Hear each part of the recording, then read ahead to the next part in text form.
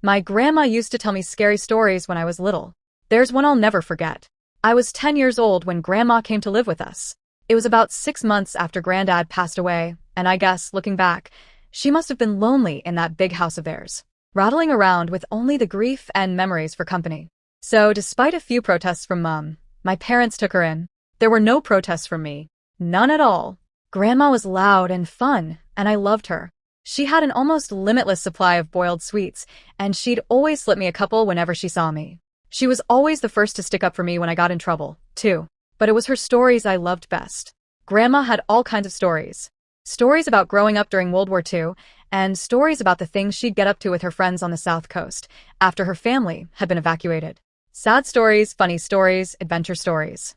But it was her scary stories that were my favorite. Grandma had lots of scary stories.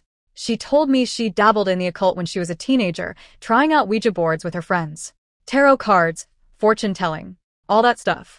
Most of the stories I'd laugh off, or forget about not long after she was done telling them, but there were a couple that really did spook me a bit. I was only 10 at the time, you have to understand. And Grandma certainly knew how to bring the stories to life. She'd shut off the lights in my room so only the glow of the night sky shone through the curtains, and she'd shuffle in real close. Close enough so I could see the wrinkles on her face and smell the boiled sweets on her breath.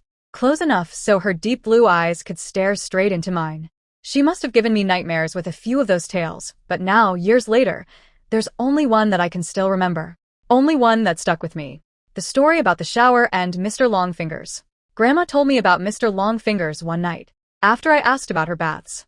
Grandma used to love her baths. She'd spend ages in them, light candles and incense, and lie in the tub humming to herself until the water turned cold. It drove my mum crazy, but when I asked her why she loved them so much, she said it was the only place she could relax. It was the only place that was safe for her to relax. You know, people like me who are, well, more sensitive to certain things, we have to have baths, she told me seriously one night, shuffling closer on the bed. I couldn't possibly spend that long in the shower. It'd be far too risky. Grandma stared at me with those blue eyes of hers, unsmiling, and I knew it was time for one of her stories. One of the scary ones. I shivered with pleasure and pulled the covers up to my chin. Why is it risky, Grandma? She half turned to look out the window, watching me from the corner of her eye, pausing for effect. I waited, feeling my heart rate pick up ever so slightly in my chest.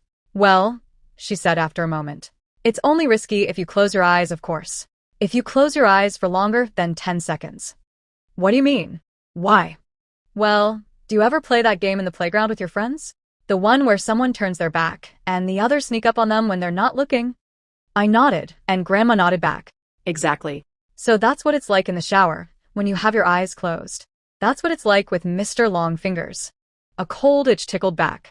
Who's Mr. Longfingers, Grandma? She let out a deep breath, as if she wished she hadn't said anything. Turned her head back to face mine. When she next spoke, she'd lowered her voice. No one knows exactly, Grandma whispered. Some think it's a creature that's attracted to the heat and smell we give off in there. Others think it's a demon that finds a way into our realm through the dense steam clouds. No one can say for sure because the only ones who have actually seen Mr. Long